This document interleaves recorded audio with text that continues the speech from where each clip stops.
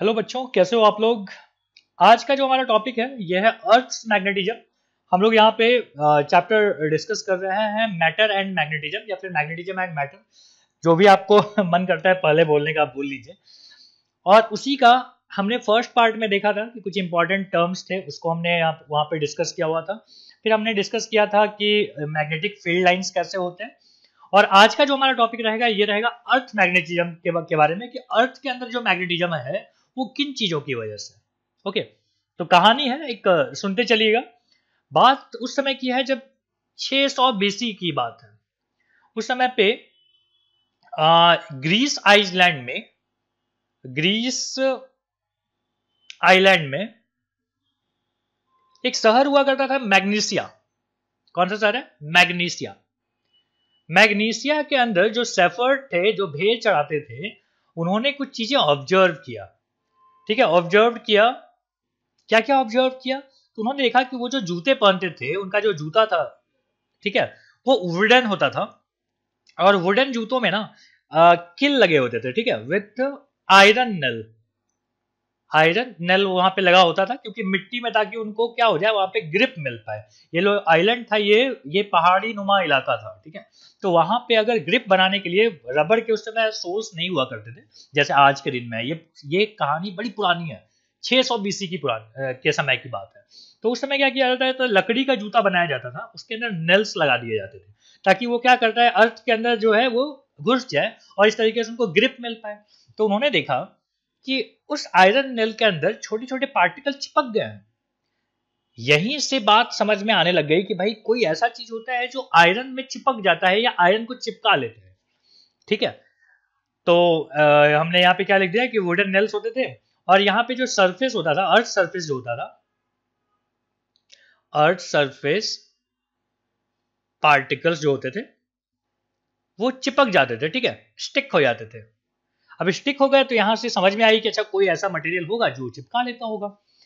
फिर दूसरी प्रॉपर्टी देखी गई कि व्हेन अ बार मैग्नेट,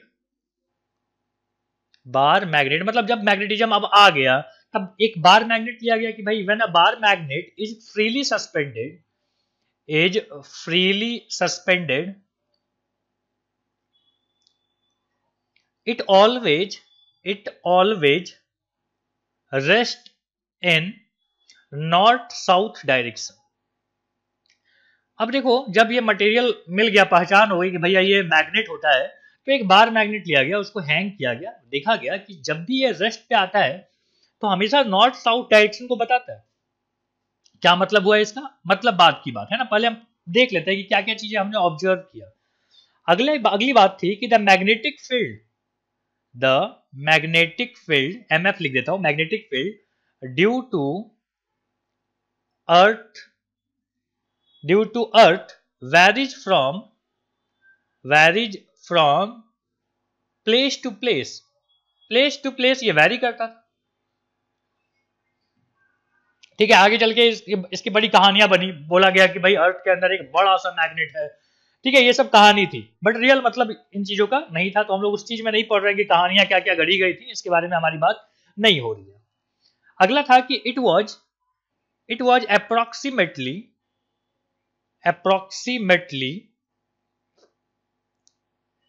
0.1 से लेके 0.5 गॉस तक था। ये जो मैग्नेटिक फील्ड थी, अर्थ की जो मैग्नेटिक फील्ड थी, वो देखा गया कि 0.1 से लेके 0.5 गॉस तक है, जिसका जिसका मतलब लगभग 10 पे पावर -5 टेस्ला होता है। कमजोर है ये, एक टेस्ला बहुत बड़ी बात है। तो यहाँ पे जो वैल्यू थी अर्थ की, जो मैग्नेटिक फील्ड की जो वैल्यू थी, वो थी 10 पे पावर -5 टेस्ला। और ये प्लेस टू प्लेस वैरी कर सकता था। और आपको ध्यान में होगा कि वन गॉस मतलब क्या होता है? वन गॉस का मतलब होता है 10 पे पावर -4 टेस्ला, है ना। इसी लॉजिक से हमने यहाँ पे ये बताया। खैर, अब आता है कि ओरिजिन ऑफ अर्थ मैग्नेटिज्म। यहां लिख लेते हैं कि ओरिजिन ऑफ अर्थ मैग्नेटिज्म, ठीक है। ये कुछ फैक्ट थे जो हमने ऊपर आपको बताया इंट्रोडक्शन पार्ट के लिए। अब हम देखते हैं कि ओरिजिन क्या था, अर्थ मैग्नेटिज्म का ओरिजिन क्या था। तो हम बोलेंगे कि देर आर, ऐसे लिखते हैं फर्स्ट पॉइंट में कि there is some very long, वही जो बनावटी कहानी थी, very long bar magnet, very long bar magnet deep inside the earth, deep inside the earth, earth के अंदर एक कहीं अंदर में एक बड़ा सा मैग्नेट रखा हुआ है, ऐसा माना गया था। ठीक है, ये सही बात नहीं थी। और क्या हुआ तो हम बोलेंगे, उन्होंने बोला कि the temperature inside earth is very high. समझो क्या बता रहा हूं मैं। माना गया ऐसा कि अर्थ के अंदर एक बड़ा सा मैग्नेट कहीं पे रखा हुआ होगा, इस तरीके से ऐसे प्लेस किया हुआ है अंदर में बार मैग्नेट। तो लोगों ने सवाल किया कि चूंकि अर्थ के अंदर टेम्परेचर बहुत ज्यादा है, इस हाई टेम्परेचर पे अगर मैग्नेट होता भी तो क्या करता, वो अपनी मैग्नेटिज्म लूज कर देता। ठीक है, यही बात मैं लिख रहा हूं, यहां लिख देते हैं कि the temperature inside the earth is very high and at that temperature no material can show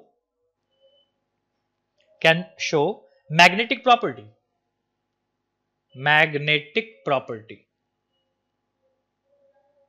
कोई भी मटेरियल मैग्नेटिक प्रॉपर्टी नहीं शो कर सकता है। और मच ग्रेटर, यहां पे लिख देंगे कि ये जो टेम्परेचर है ये बहुत ज्यादा है, किससे, क्यूरी टेम्परेचर से। बताऊंगा क्यूरी टेम्परेचर क्या था। This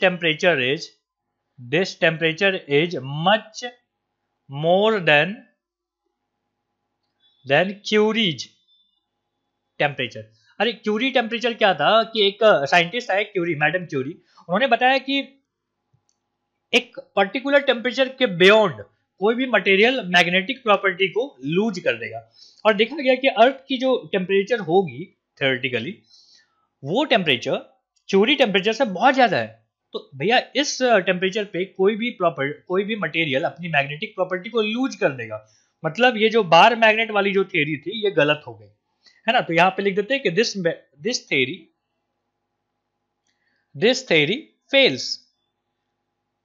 fails. भैया इस थ्योरी के पीछे कोई साइंस नहीं था, ठीक है, लॉजिकली ऐसा सोचा गया था, बाद में ये चीज गलत हो गई।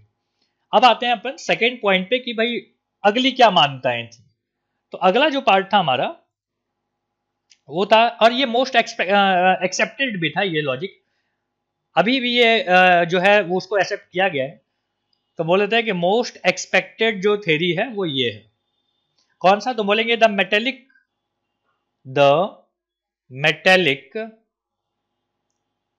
मोल्टन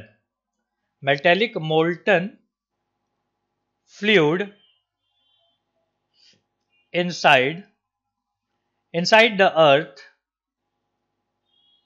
like कौन सा, आयरन, निकल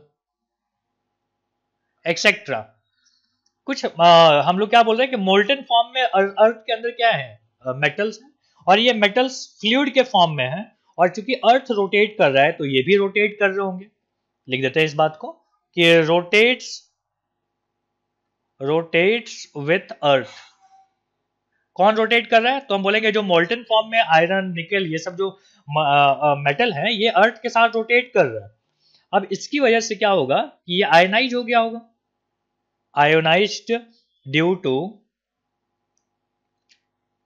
टू हीट एनर्जी। आपको पता है ना कि कुछ एनर्जी अगर दे दी जाए तो वो अपना आयन जो इलेक्ट्रॉन होता है वो लूज कर सकता है या गेन कर सकता है। ठीक है, मेटल है तो लूज करेगा, तो लूज करने की वजह से क्या होगा, वो आयनाइज हो जाएगा। अच्छा, अब यहाँ पे आयनाइज होने के बाद क्या होंगे, आयंस बचेंगे। तो हम बोलेंगे यहाँ पे कि ions are in the form of rotation. अब आयंस जो है हमारे पास वो रोटेशन के फॉर्म में। अब सोचो चार्जेज अगर घूमने लग गए, इसका मतलब क्या होगा, करंट वहां पे प्रोड्यूस होगा, और करंट की वजह से वहां पे मैग्नेटिक फील्ड आएगी, मतलब अर्थ जो है अब मैग्नेट के जैसा बिहेव करेगा। तो मैं पॉइंट वाइज ना चीजों को लिख देता हूं, ठीक है, ताकि आप इन चीजों को बाद में भी रिकॉल कर पाओ। तो हम यहां पे लिखते हैं कि इट बिकम्स करंट कैरिंग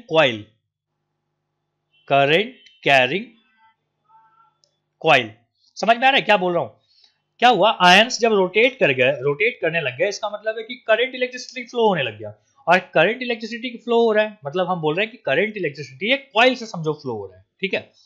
अच्छा, अब ये कॉइल से अगर फ्लो हो रहा है तो क्या बोलेगा कि it will create magnetic field, ठीक है, it will create magnetic field.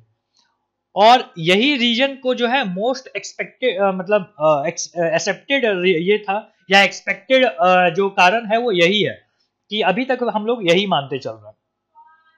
लेकिन अब एक कहानी आती है, रीजन देखो, बोला गया कि मून के पास तो मेटेलिक फ्लूइड नहीं है, तो फिर उसके अंदर मैग्नेटिक फील्ड कहां से आ गई। लिखो, यहां पे लिखते हैं, रीजन में हमने क्या लिखा कि moon has no metallic fluid, so there are no magnetic field, ठीक है। क्या बोला गया कि देखो ये जो मैग्नेटिक फील्ड है ये केवल अर्थ पे होता है, मून पे नहीं होता। क्यों नहीं होता मून पे, क्योंकि मून के पास कोई भी मेटेलिक फ्लूइड वाला चीज नहीं है, ठीक है। अंदर अंदर उसका कोर गर्म या ऐसा कुछ नहीं है। अब अंदर अंदर वो चीज ही नहीं है, मतलब मेटेलिक बात नहीं है, मेटेलिक फ्लूइड नहीं है, तो वहां पे मैग्नेटिक फील्ड नहीं होगा, ठीक है। वेनस के पास क्या होता है, वेनस के पास है कि स्लो रोटेशन है, स्लो SL है ये, स्लो रोटेशन। अब स्लो रोटेशन अगर इनका है तो क्या होगा, वीक मैग्नेटिक फील्ड होगा, वीक मैग्नेटिक फील्ड। और ऐसा देखा भी गया कि वीक मैग्नेटिक फील्ड है। जुपिटर के बारे में समझ लेते हैं। जुपिटर में क्या होता है कि रोटेट करता है बहुत फास्ट, फास्ट रोटेशन है। अगर यहां पे फास्ट रोटेशन है तो क्या करेगा, मोर current will created, more current will flow, created मत लिखता, विल फ्लो। अगर ज्यादा करंट यहां से फ्लो होगा तो मैग्नेटिक फील्ड भी क्या होगी, बहुत हाई होगी, ठीक है। तो जुपिटर पे देखा गया कि मैग्नेटिक फील्ड हाई होती है, वेनस पे देखा गया बहुत कम होती है, मून पे देखा गया कि होती ही नहीं है, और अर्थ पे तो हमको दिख ही रहा है कितनी है इसकी वैल्यू, 10⁻⁻⁵ टेस्ला। खैर, ये थी इसके ओरिजिन की कहानी। अगला जो अपना टॉपिक है कि magnetic field line of earth, earth का मैग्नेटिक फील्ड लाइन को हमको यहाँ पे समझना है। तो पहले यहां तक कॉपी कीजिए, फिर आगे देखते हैं। अब हमारे पास नेक्स्ट टॉपिक है कि मैग्नेटिक फील्ड लाइंस ऑफ अर्थ। और हमने यहाँ पे ले लिया है कि मान लीजिए हमारे पास एक मैग्नेटिक निडल है, ये जो इस तरीके से बना हुआ है, यहाँ पे एक साउथ पोल है, एक यहाँ पे नॉर्थ पोल है, और ये है direction of magnetic field lines of अर्थ। तो हमने यहाँ पे सीधी लाइन बना रखा है। तो हमने देखा कि ये जो निडल है ये अपने आप को अलाइन कर लिया इस मैग्नेटिक फील्ड लाइन के अलाउंग, ठीक है, मतलब नॉर्थ साउथ इस तरीके से अलाइन हो गया है। अब ये जो अलाइनमेंट है इसके बारे में हम लोग को चर्चा करनी है कि क्यों अलाइन हुआ है ऐसा, और कहां कहां क्या चीजें रहती हैं। तो अगला हम यहाँ पे पॉइंट लिख रहे हैं, यह है कि the magnetic field lines, the magnetic field lines, the magnetic field lines due to earth resemble that a bar magnet, the bar magnet जिसका कि मैग्नेटिक डाइपोल भी होगा, मैग्नेटिक डाइपोल यहां पे लिख देते हैं ब्रैकेट में, मैग्नेटिक डाइपोल मतलब मैग्नेट है तो मैग्नेटिक डाइपोल होगा। और ये जो मैग्नेटिक डाइपोल है ये इमेजिनरी डाइपोल हम लोग यहाँ पे कंसीडर करते हैं, this is imaginary dipole, imaginary dipole इसलिए क्योंकि हम लोग जो अर्थ के अंदर जो मैग्नेट मान रहे हैं ना वो भी इमेजिनरी है, रियलिटी में नहीं है। अच्छा, अब बोलता है कि देखिए मान लीजिए यहाँ पे अर्थ है, ये अर्थ है, और यहाँ पे एक मैग्नेट है, ठीक है। हमने ऐसा मान रखा है कि मान लीजिए ये मैग्नेट है, ये नॉर्थ है और ये साउथ है, और हम यहाँ पे मैग्नेटिक निडल लेके आए तो देखा गया कि मैग्नेटिक निडल यहाँ पे वर्टिकल हो गया, समझ रहे हो, ये एक क्या हो गया, हॉरिजॉन्टल प्लेन हो गया। तो हॉरिजॉन्टल प्लेन पे वर्टिकली ऐसे हो गया, लाइन हो गया। अगर हम इसको अलाउ करें कि फ्रीली मूव कर पाए तो इधर आ गया साउथ, इधर आ गया नॉर्थ। क्यों, क्योंकि साउथ नॉर्थ की तरफ अट्रैक्ट होता है, मतलब ये पोल के अलॉन्ग यहाँ पे खींच रहा है, और यहाँ पे भी यहां पे भी कैसा अलोंग हो गया, ऐसा आ गया, मतलब ये हो गया नॉर्थ और ये हो गया इधर साउथ। तो हम इस बात को लिख देते हैं यहां पे कि the magnetic needle,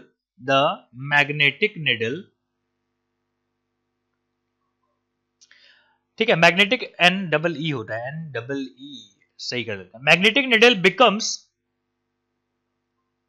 becomes vertical at 2 points, at 2 points, 2 points पे मैग्नेटिक निडल वर्टिकल हो गया। एट द पोल्स, पोल्स ऐसे 2 पॉइंट है, दोनों पोल्स पे मैग्नेटिक निडल जो था वो हॉरिजॉन्टल रहा ही नहीं, वर्टिकल हो गया। ठीक है, क्यों हो गया? क्योंकि वहां पे पोल्स है, और वहां पे अगर पोल्स है तो पोल्स की तरफ दूसरा जो हमने मैग्नेटिक निडल लिया है उसका एक पोल उसकी तरफ होगा, मतलब वर्टिकल हो जाएगा। अच्छा, अगली बात है कि द प्लेस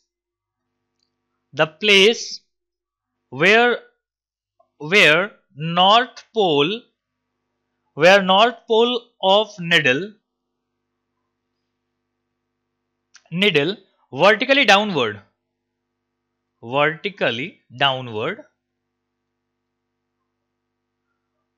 ठीक है। तो नॉर्थ पोल जिधर साइड वर्टिकली डाउनवर्ड आ जाए उसको हम क्या बोलते हैं? उसको हम बोलते हैं मैग्नेटिक नॉर्थ पोल। क्या बोलते हैं? मैग्नेटिक नॉर्थ पोल।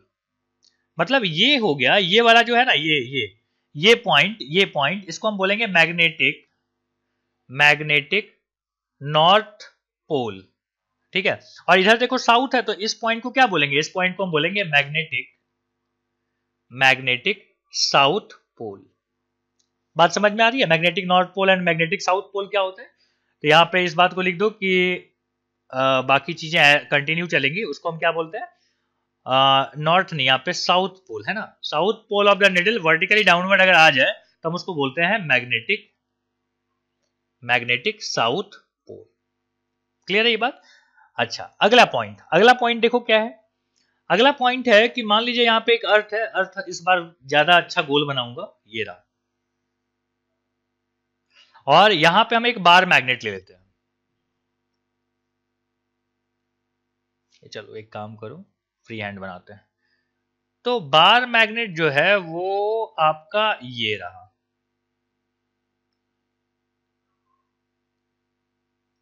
ठीक है, बार मैग्नेट इधर है।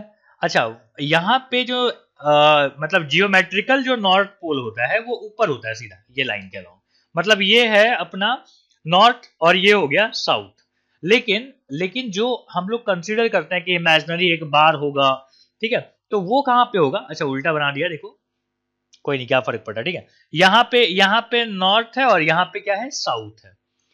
ये जो डॉटेड लाइन हमने बनाया है, डॉटेड लाइन बताता है कि जियोमेट्रिकल पोल्स, ठीक है। और जो जो यहाँ पे ये जो बार मैग्नेट है, बार मैग्नेट जो बताएगा इसको हम बोलते हैं मैग्नेटिक पोल्स, ठीक है। तो समझ में आ रहा है? ये हो गया मैग्नेटिक पोल और ये हो गया जियोमेट्रिकल पोल्स, ठीक है। तो जियोमेट्रिकल के लिए जी लिख देते हैं और मैग्नेटिक के लिए एम लिख देते हैं, ठीक है। तो एन जी और यहाँ पे एन एम, दोनों के बीच में बेटा क्या होता है? एक एंगल बनी होती है, ठीक है। दिख रहा है आपको यहाँ पे एंगल? दिस एंगल, इसकी जो वैल्यू है ये है 11.3 डिग्री। कितना है? 11.3 डिग्री। ओके,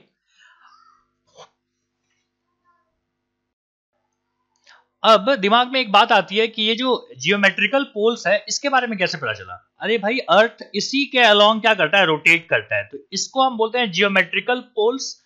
और मैग्नेट वाइज जो पोल्स आएगा, मतलब मैग्नेटिक पोल्स जो होगा वो इस बार मैग्नेट के अलोंग रहेगा, और दोनों में एक एंगल का फर्क है जो कि है 11.3 डिग्री। इसके बारे में हम लोग बात कर रहे थे, ठीक है। तो यहां तक लिख लिया आपने, आगे बढ़ाते हैं कहानी को। यहां पे हम लिख रहे हैं कि bar magnet is slightly inclined with geometrical rotational axis, ठीक है। लिख देते हैं इस बार को कि bar magnet is slightly inclined with geometrical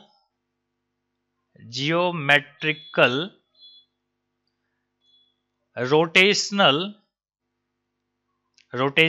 axis, ठीक है, जिसको हम बोल रहे थे कि जियोमेट्रिकल पोल्स उससे थोड़ा सा इंक्लाइंड होता है। कितना डिग्री से? 11.3 डिग्री से। क्लियर? अच्छा, अब हम बात करते हैं कि अच्छा एक बात समझ लीजिए कि ये जो एंगल है ना, ये जो एंगल है 11.3 डिग्री का, ये फिक्स नहीं है। ठीक है, 11.3 degree angle may change over 1000 years।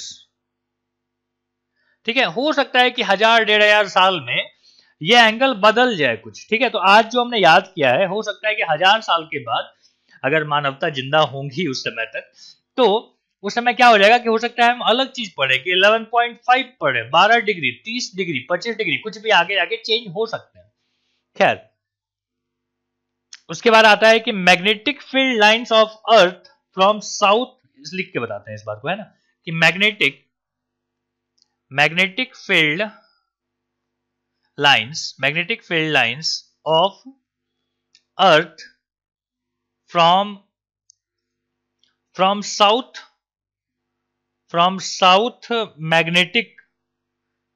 Magnetic pole to north magnetic pole. ठीक है, कहां पे? ये आउटसाइड में कैसा होता है? साउथ से नॉर्थ की तरफ जाता है। ठीक है, ध्यान रखिएगा ये सब चीजें। अच्छा, अब हम बात करने वाले हैं कुछ इंपॉर्टेंट टर्म्स की, और जब हम इंपॉर्टेंट टर्म्स बोल रहे हैं तो ये एग्जाम के भी पॉइंट ऑफ व्यू से इंपॉर्टेंट हो जाता है। तो हम यहां पे लिख देते हैं इंपॉर्टेंट टर्म्स। क्या क्या है इंपॉर्टेंट टर्म्स, इसके बारे में चर्चा होगी। सबसे पहला है कि एंगल ऑफ डिप क्या होता है? देखिए, एंगल ऑफ डिप क्या होता है, तो हम बोलेंगे ये जो एंगल ऑफ डिप है ना, इसको इंक्लिनेशन बोलता है। इंक्लिनेशन को हम आई से डिनोट करेंगे। ठीक है, अब देखो ये है क्या, तो यहां पे लिख के बताते हैं कि a magnetic needle which is free to rotate in vertical plane। समझ में आ रहा है? हॉरिजॉन्टल नहीं, वर्टिकल प्लेन में। मतलब समझो कि घड़ी की जो सुई है, इसका जो कांटा होता है, घड़ी की सुई, हाँ, दीवार वाली घड़ी की जो बात कर रहे हैं, ठीक है, हाथ वाला मत देखना। दीवार की जो घड़ी है, दीवार में ऐसे चिपका हुआ है, तो इसका जो निडल है, जो मिनट वाला हैंड होगा या सेकंड वाला हैंड होगा, ये कैसे घूम रहा है? तो ये वर्टिकल प्लेन में घूम रहा है। उसी की बात चल रही है कि a magnetic needle which is free to rotate in vertical plane.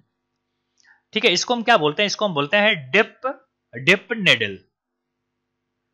ठीक है, तो डिप निडल किसको बोलते हैं? जो वर्टिकल लाइन में ऐसे मूव कर सकते हैं। ओके, अब देखो डिप निडल का जो कहानी है वो क्या है। डिप निडल बोलेंगे एट डिफरेंट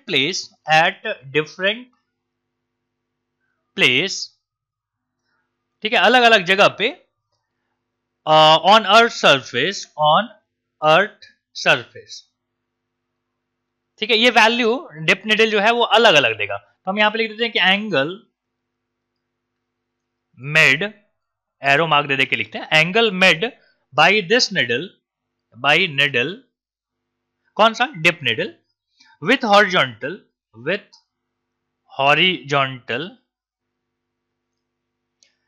with earth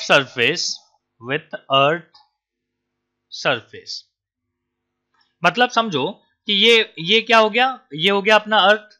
यहां पे हॉरिजॉन्टल सरफेस, मतलब मान लो ये है हॉरिजॉन्टल सरफेस, तो यहां पे देखा गया कि ये जो निडल था वो क्या किया, तो वो कुछ एंगल बनाया होगा। ठीक है, मान लो ये एंगल ऐसा कुछ बना होगा। ठीक है, तो ये जो एंगल है ना, इसी को बोला जाता है एंगल ऑफ डिप। ठीक है, और ये जितना इंक्लाइंड है हॉरिजॉन्टल के साथ, जितना इंक्लाइंड है उसी को क्या बोलते हैं? Angle of dip. अच्छा, ठीक है, अब सोचो कि पोल यहां दिख रहा है, ये अर्थ सरफेस है, पोल मान लीजिए यहां पे था, तो पोल पे कैसा हुआ था? निडल तो ऐसा बन गया था। मतलब यहां पे जो हॉरिजॉन्टल लाइन है और ये जो मैग्नेटिक निडल है, दोनों के बीच में एंगल कितना है? 90 डिग्री। तो हम इस बात को लिख देते हैं कि angle of dip eight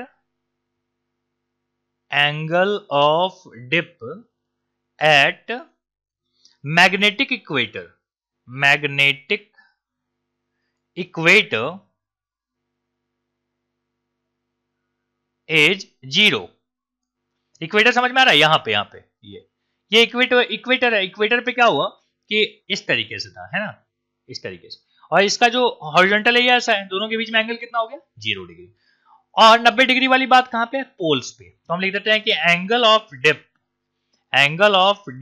eight magnetic poles is 90 degree. ठीक है, ओके। अगर किसी जनरल पॉइंट एक्स पे लेंगे तो क्या होगा? तो देखो, यहां पे एक डायग्राम बनाना चाहते हैं BH और BV का, ठीक है, magnetic field horizontal and vertical, उसके साथ। तो हम यहां पे लिख देते हैं कि लेट, समझना इस बात को, कि let us take a general point X. एक जनरल पॉइंट एक्स ले लीजिए, और हम ले रहे हैं, ये है हमारा हॉरिजॉन्टल जिसको हम बोल रहे हैं BH, और एक हम ले रहे हैं कि यहां पे वर्टिकल BV। ठीक है, इसको हम बोलते हैं horizontal to earth surface,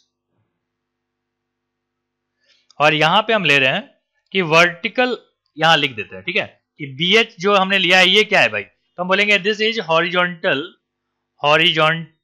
component of earth magnetic field. ठीक है, और BV क्या है? तो हम बोलेंगे कि vertical component of earth magnetic field. अब इस बात को समझना है, जैसे मान लीजिए हमने ये अर्थ सरफेस ले लिया, ये रहा अर्थ, यहां पे एक बार मैग्नेट है, ये भी हमने कंसीडर कर लिया, यहां से फील्ड लाइंस ऐसे निकल के इसमें जाएगी। तो इस पॉइंट पे बेटा, इस पॉइंट पे जो मैग्नेटिक फील्ड होगा वो कैसा होगा? हम बोलेंगे ऐसा होगा, कुछ ऐसा। अगर ऐसा है तो हॉरिजॉन्टल के साथ, हॉरिजॉन्टल कैसे लोगे? देखो, ये आ गया इसका हॉरिजॉन्टल, तो ये हो गया BH, और वर्टिकल कौन सा आ गया? वर्टिकल ये वाला आ गया, अर्थ की तरफ है ना, ये इसको हटा दो, तो ये क्या हो गया? VB। तो बात समझ में आ रही है? ये क्या है? B है। तो B मतलब हो गया मैग्नेटिक फील्ड। मैग्नेटिक फील्ड के दो कंपोनेंट होंगे, एक होगा हॉरिजॉन्टल के साथ, एक होगा वर्टिकल के साथ। हॉरिजॉन्टल वाले को हम BH बोल रहे हैं और वर्टिकल वाले को हम BV बोल रहे हैं। क्लियर? और मैग्नेटिक निडल क्या हुआ बेटा? यहां पे है मैग्नेटिक निडल, ये, ठीक है, ये है मैग्नेटिक निडल, ऐसे बना लेते हैं। मैग्नेटिक निडल हॉरिजॉन्टल के साथ जितना, हॉरिजॉन्टल किसके? तो मैग्नेटिक फील्ड का जो हॉरिजॉन्टल कंपोनेंट है उसके साथ जो एंगल बनाता हो है उसको हम I बोलते हैं। तो फिर पहले हमने हॉरिजॉन्टल क्यों बोला था? क्योंकि हॉरिजॉन्टल कंपोनेंट भी अर्थ के सरफेस के अलोंग जाएगा, राइट? तो उसी के साथ तो हमको एंगल लेना है। तो आप या तो मैग्नेटिक फील्ड का हॉरिजॉन्टल कंपोनेंट ले लो या हॉरिजॉन्टल कंपोनेंट ले लो, एंगल की चर्चा तो वही होगी। ठीक है, यहां तक बात समझ में आती है। अगला हम बोल रहे हैं कि देखिए BH जो है वो होगा BE मतलब earth magnetic field, BE cos I होगा। समझ में आ रही है बात? दो कंपोनेंट है ना, दो पार्ट में हमने इसको ब्रेक कर लिया। और BV जो है वो क्या होगा? तो हम बोलेंगे BE अर्थ का मैग्नेटिक फील्ड का साइन वाला पार्ट, साइन कंपोनेंट। अच्छा, अगर हम इन दोनों को डिवाइड कर देते हैं तो क्या आएगा? देखो, साइन वाला पहले रखना, मतलब BV upon BH vertical component और divided by horizontal component is equal to आ गया tan I। ओके, तो हम बोलेंगे कि एट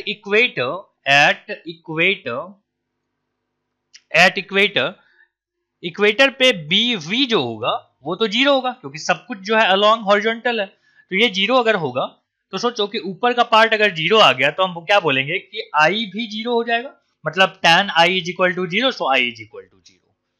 अब बात करते हैं एट पोल्स की। पोल्स पे BH क्या होगा? ये 0 हो जाएगा, और अगर ये 0 है मतलब नीचे वाला का पार्ट 0 अगर आ गया, इसमें देखो नीचे वाला पार्ट अगर 0 आ गया मतलब this is infinity. So tan I is equal to infinity, so I is equal to how much? I is equal to 90 degree. यही चीज हमने पहले भी लिख रखा था कि 0 डिग्री एंड 90 डिग्री। क्लियर है ये चीज? अच्छा, यहां तक अगर आपने लिख लिया है तो जल्दी से इसको कॉपी कीजिए और फिर हम लोग देखते हैं आगे। अब चलिए अगला टॉपिक पे आते हैं जिसका नाम है जियोग्राफिकल मेरिडियन। ये क्या चीज होती है? तो हम बोलेंगे कि at any point on earth surface the plane passing through the geographical poles and that point is called geographical meridian. क्या मतलब हुआ इसका, समझाते हैं। हमारे पास यहाँ पे मान लीजिए एक अर्थ है, ये रहा हमारा अर्थ, और यहाँ पे जियोग्राफिकल पोल्स कहाँ कहाँ है, यहाँ और यहाँ पे, ठीक है। और मान लो कि यहाँ कहीं पे हमारे पास एक पॉइंट है, इसको स्फीयर कंसीडर कीजिएगा, सर्कल नहीं। तो क्या हुआ, हमने बोला कि देखो हम क्या करेंगे, एक प्लेन बनाएंगे, और ये प्लेन कैसा होगा, जो कि पास कर रहा होगा इन दो पॉइंट से, मतलब जियोग्राफिकल पोल्स से और ये पॉइंट से, ठीक है। तो हमने बना लिया, ये एक लाइन ऐसे खींच लेते हैं, ठीक है, और यहां पे एक इस तरीके से बना लिया। तो ये जो प्लेन बना, इसको हम क्या बोलेंगे, इसको हम बोलेंगे geographical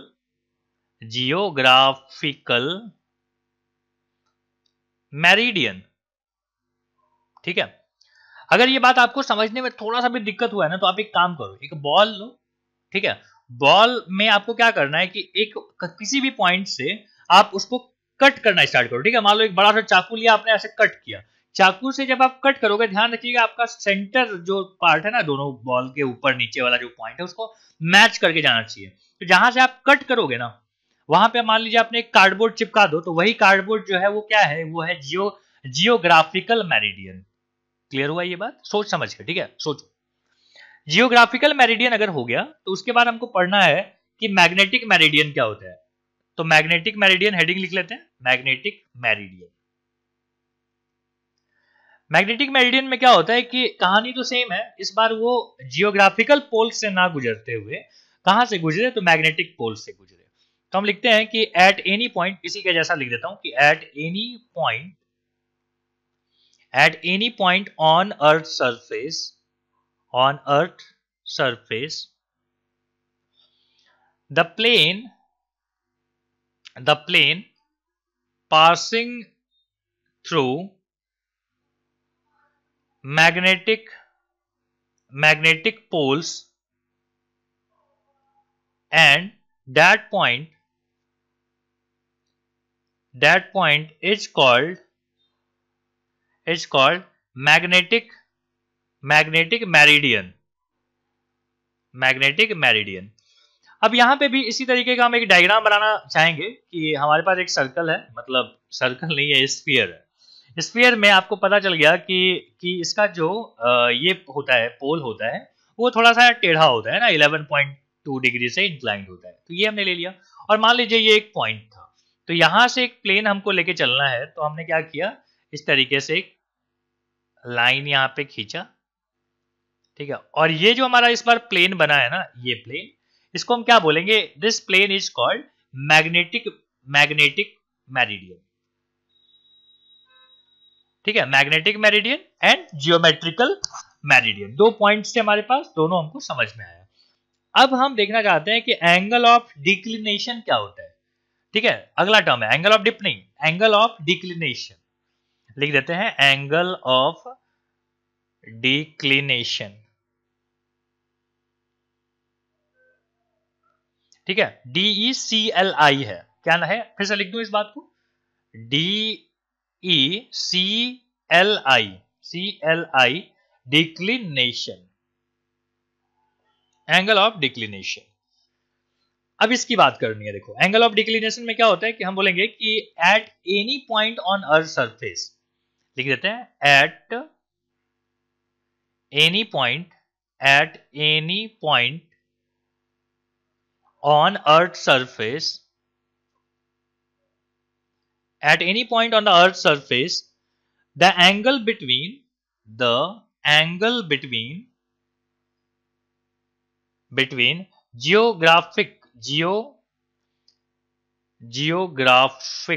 graphical meridian,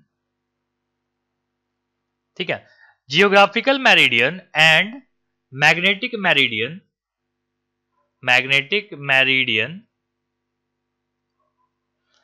is called declination. क्या बोला हमने कि at any point on earth surface, the angle between geographical meridian and magnetic meridian is called declination, है ना, या angle of declination is called declination angle लिख देता हूं, चलो ठीक है। ओके, ये बात समझ में आई। अच्छा, अब हमको देखना है कि मैग्नेटिक निडल जो है ना ऑलवेज फॉलो करता है किसको, मैग्नेटिक मेरिडियन को, ठीक है। खैर, अगली बात, एंगल ऑफ डिप तो आप पढ़े थे, फिर से लिख देता हूं कि एंगल ऑफ डिप जो है ये क्या चीज होती है। अगर हमको मैग्नेटिक मेरिडियन के टर्म में बात करनी है तो हम बोलेंगे कि angle made by the dip needle. Dip needle क्या होता है, जो वर्टिकल प्लेन में मूव कर सकते हैं ना, dip needle in magnetic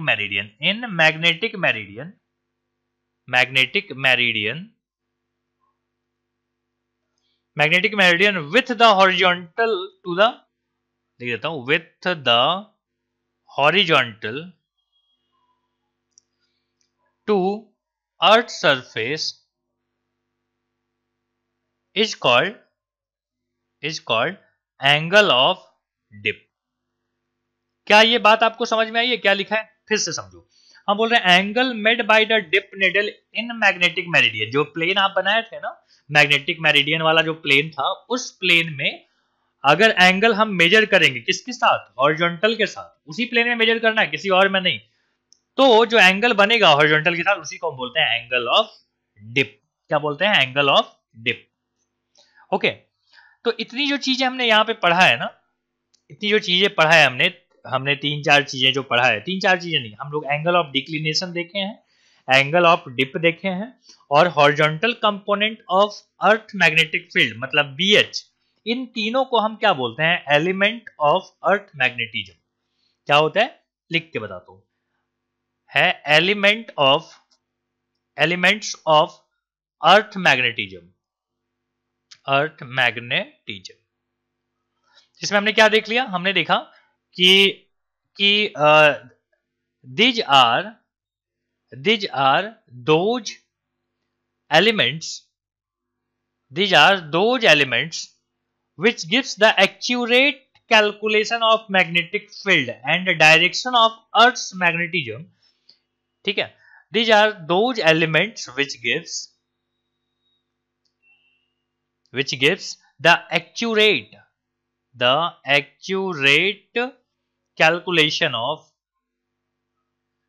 calculation of magnetic field and direction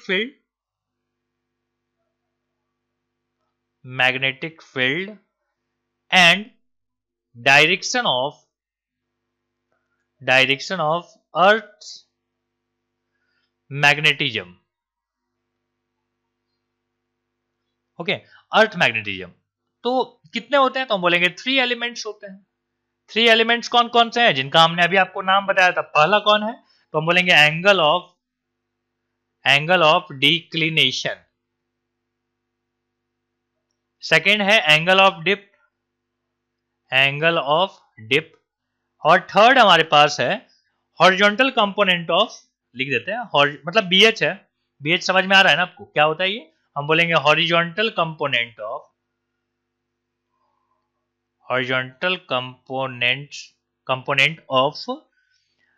earth magnetic field